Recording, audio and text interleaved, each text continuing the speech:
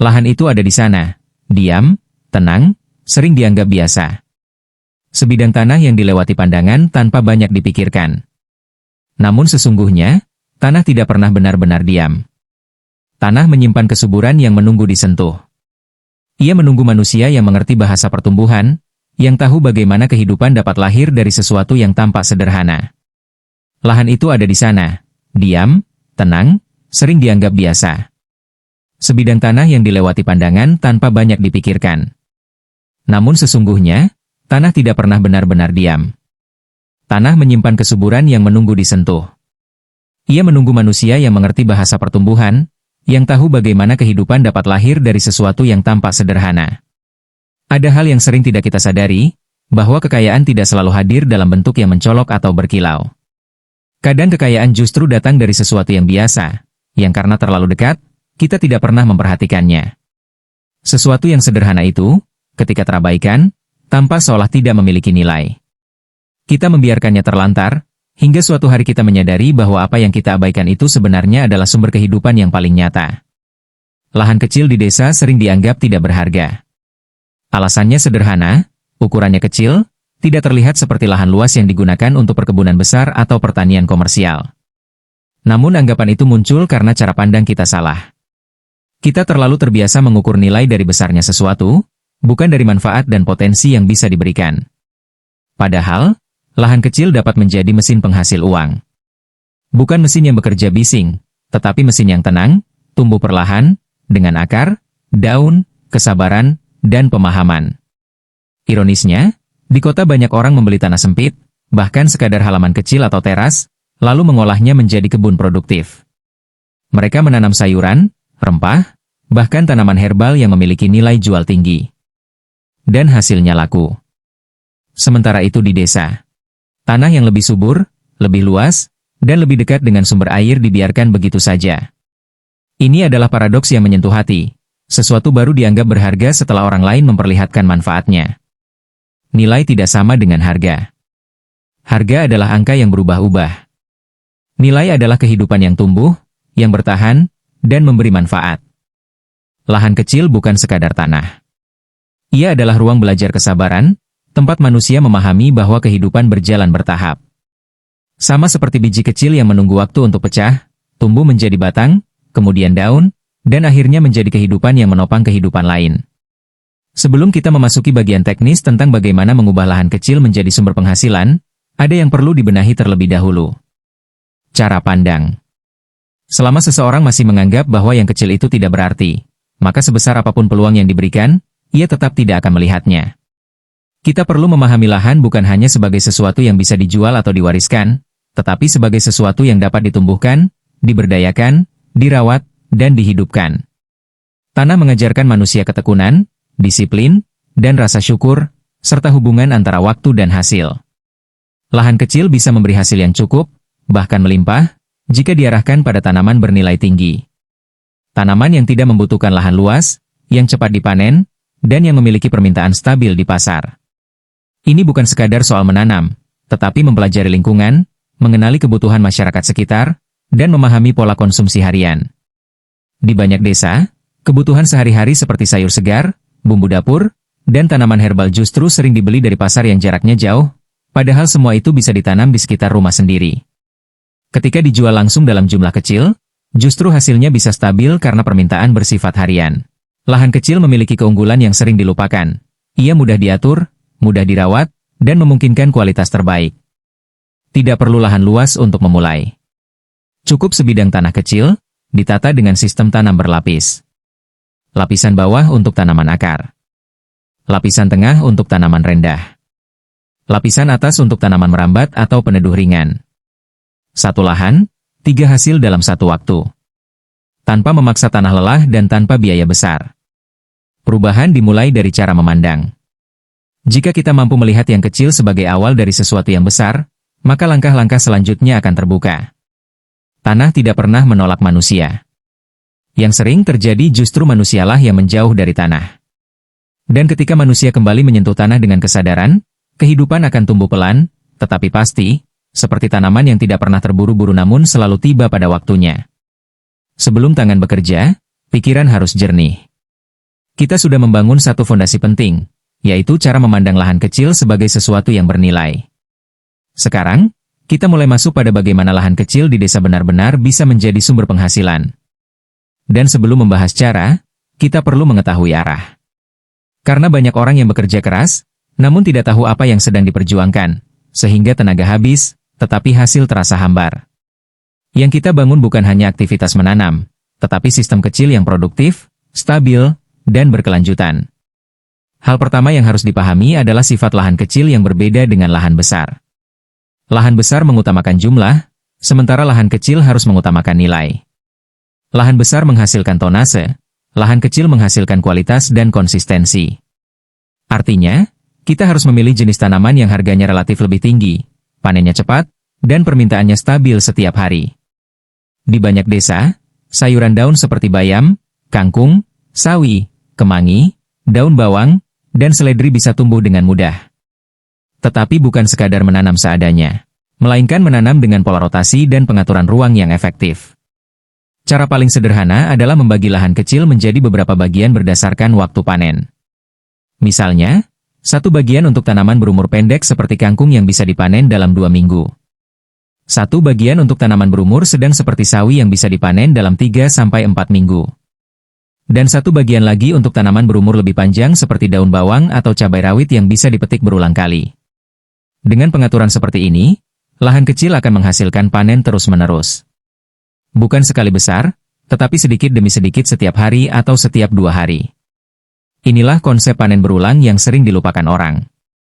Banyak yang berpikir panen adalah sekali datang dan selesai. Padahal panen yang ideal adalah panen yang datang secara stabil dan dapat ditebak. Lahan kecil sangat cocok untuk menerapkan sistem seperti itu. Karena lebih mudah dikontrol, lebih mudah dipantau, dan lebih mudah memastikan kualitas. Bahkan jika tanah tidak terlalu luas, kita bisa menambah kapasitas panen dengan teknik vertikal sederhana. Bukan dengan rak besi atau pipa yang mahal seperti yang banyak ditunjukkan influencer perkotaan, tetapi cukup dengan paralon sederhana yang dilubangi dan diberi tanah gembur di dalamnya, atau dengan kantong tanam dari karung bekas yang diisi tanah. Di desa, tanah subur itu dekat, air lebih mudah ditemukan, dan sinar matahari tidak terhalang bangunan tinggi. Kondisinya jauh lebih menguntungkan dibanding perkotaan. Yang kurang hanyalah kesadaran untuk memanfaatkan. Ada satu hal penting lain, orientasi pasar. Banyak orang menanam dulu, menjual kemudian. Padahal seharusnya dibalik. Kenali pasar dahulu, baru menanam. Di desa, siapa pembeli terdekat? Warung sayur. Pedagang keliling. Ibu-ibu memasak setiap pagi. Kantin sekolah. Rumah makan kecil. Penjual gorengan yang membutuhkan daun bawang setiap hari. Permintaan mereka kecil, tetapi rutin. Dan rutin adalah emas dalam usaha kecil.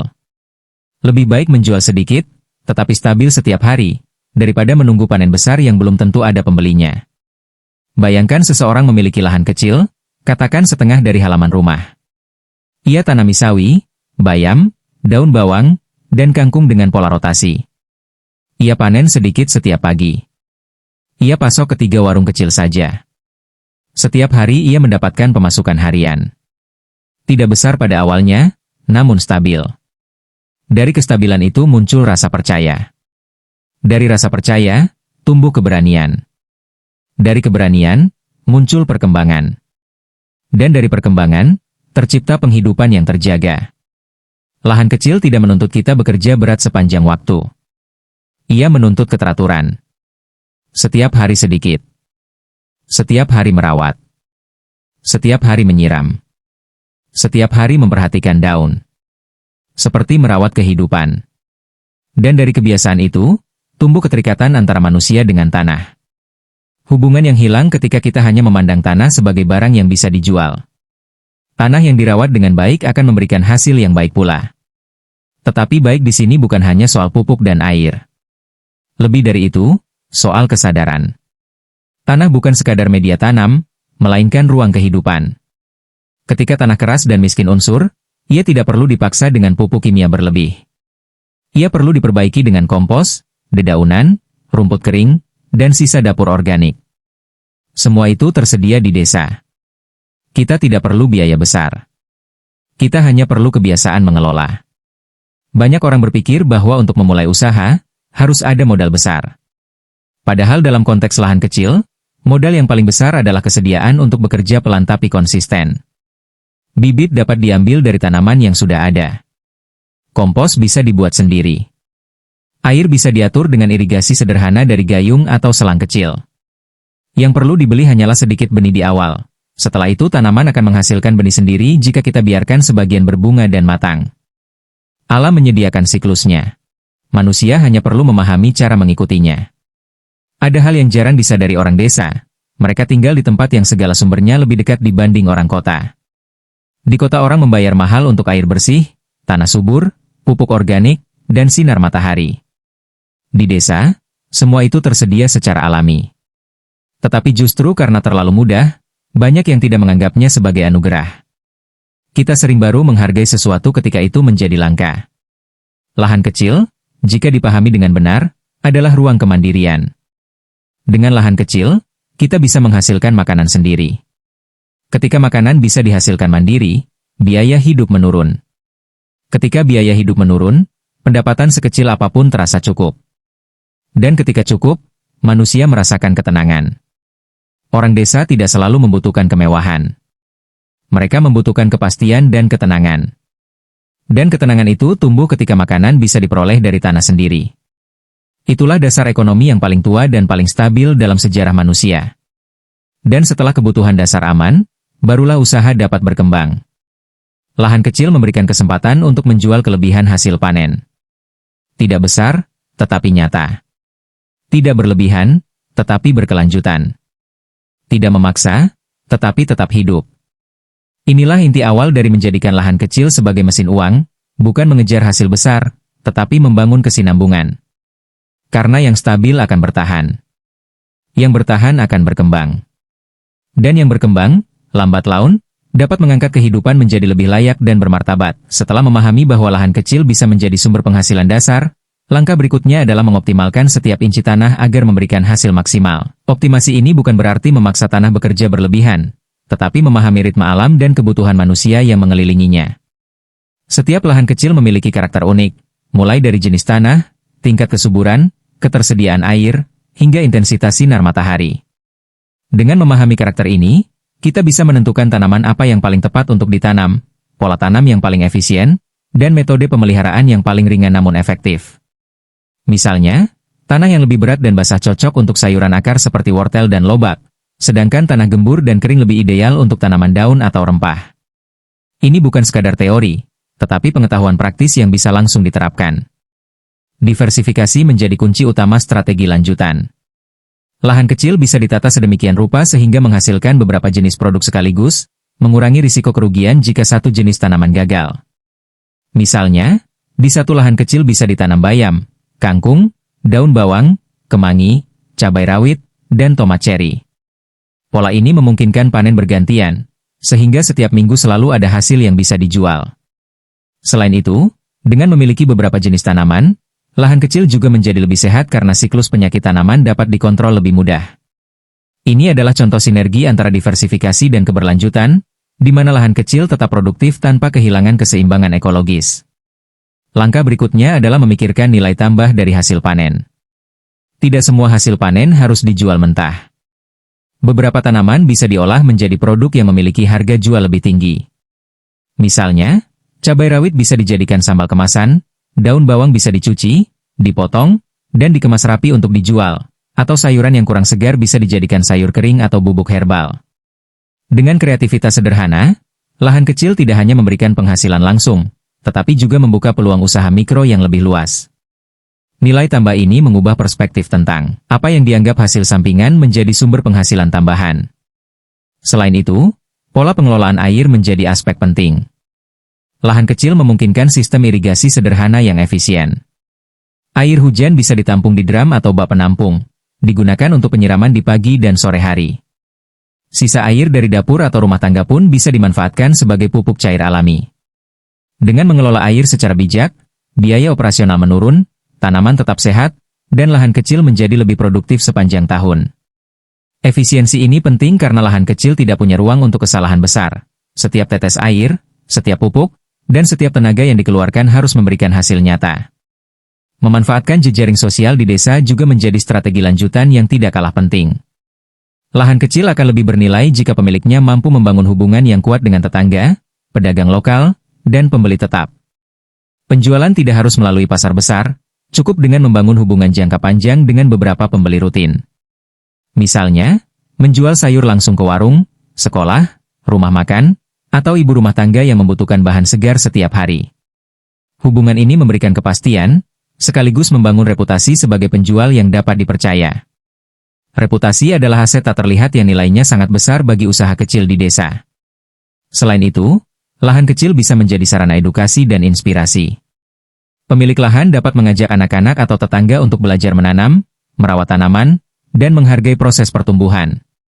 Dengan cara ini, lahan kecil tidak hanya memberi keuntungan materi, tetapi juga menanamkan nilai-nilai kemandirian, kesabaran, dan tanggung jawab pada komunitas. Tanah yang dirawat dengan cinta tidak hanya menghasilkan uang, tetapi juga membangun budaya produktif yang berkelanjutan.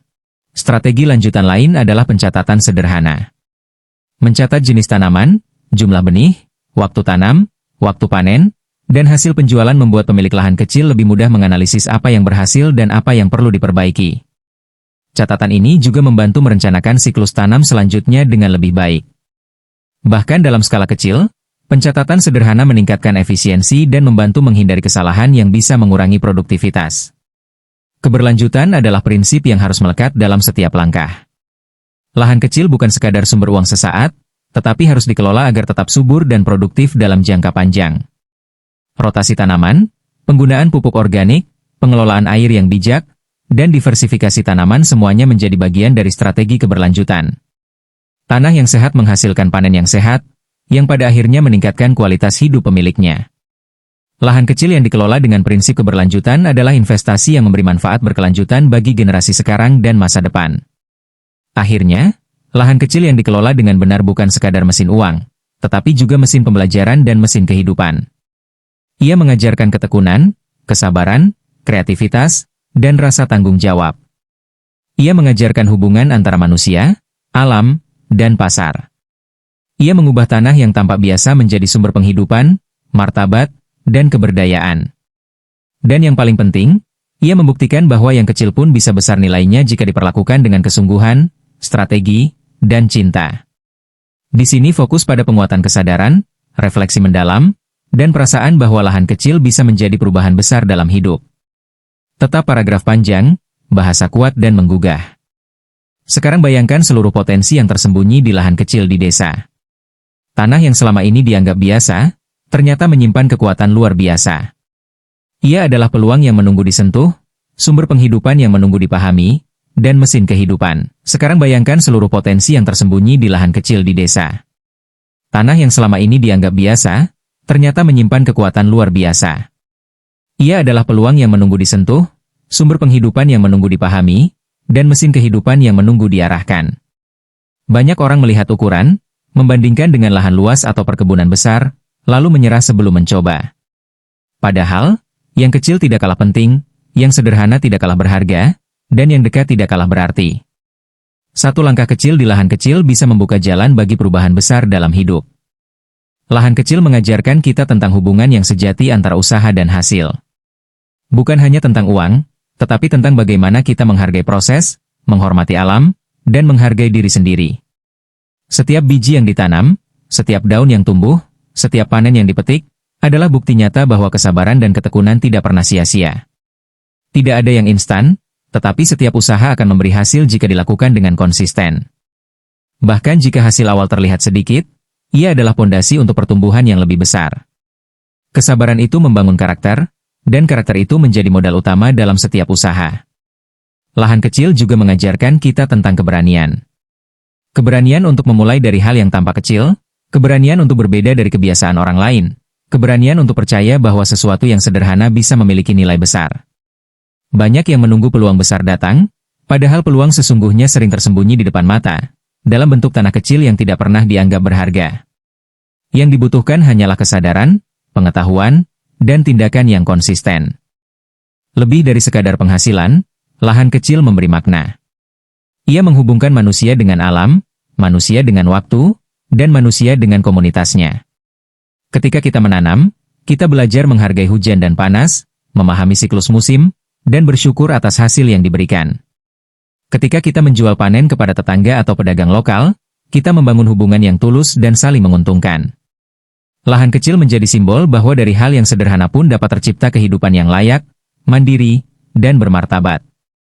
Jika kita merenung lebih dalam, lahan kecil bukan sekadar tanah. Ia adalah cermin dari hidup kita sendiri. Jika kita mengabaikannya, kita kehilangan kesempatan untuk tumbuh. Jika kita merawatnya dengan hati, kita melihat bagaimana hal kecil berubah menjadi sesuatu yang besar, bagaimana kesabaran menjadi hasil, dan bagaimana konsistensi menghasilkan keberhasilan. Setiap inci tanah yang diurus dengan kesungguhan adalah bukti bahwa kita mampu mengubah apa yang dianggap remeh menjadi sesuatu yang bernilai tinggi. Dan akhirnya, lahan kecil mengajarkan kita filosofi sederhana yang sering terlupakan. Kekayaan sejati bukan tentang ukuran, bukan tentang jumlah, dan bukan tentang tampilan. Kekayaan sejati adalah kemampuan untuk mengubah sesuatu yang kecil menjadi berarti, untuk menciptakan nilai dari apa yang tersedia, dan untuk menghargai proses yang membawanya ke sana. Dari satu lahan kecil, kita bisa menumbuhkan kehidupan, penghasilan, pengetahuan, rasa percaya diri, dan martabat. Semua itu hadir dari kesadaran bahwa hal kecil bisa menjadi awal dari perubahan besar. Jika kita meninggalkan desa dan tanahnya, kita meninggalkan lebih dari sekadar tanah kosong. Kita meninggalkan peluang, kita meninggalkan pelajaran hidup, kita meninggalkan kemungkinan untuk mandiri. Tetapi jika kita memulai, jika kita menanam, jika kita mengurus, lahan kecil itu akan menjadi saksi dari perubahan dalam hidup kita. Dari sebidang tanah yang kecil, kita belajar, kita bertumbuh, dan kita mendapatkan kembali kendali atas kehidupan kita sendiri. Lahan kecil bukan hanya mesin uang. Ia adalah mesin kehidupan yang membangkitkan kesadaran, membentuk karakter, dan memberi harapan. Setiap inci tanah yang kita urus adalah pernyataan bahwa kita percaya pada potensi, bahwa kita menghargai proses, dan bahwa kita berani memulai dari hal yang sederhana. Dari sini, lahirlah penghidupan yang berkelanjutan, stabil, dan bermakna. Dari sini, lahirlah kesadaran bahwa hal kecil pun bisa menjadi awal perubahan yang besar. Dan dari sini, lahirlah keyakinan bahwa masa depan bukan tentang menunggu peluang, tetapi menciptakan peluang itu sendiri dari apa yang kita miliki, sekecil apapun itu.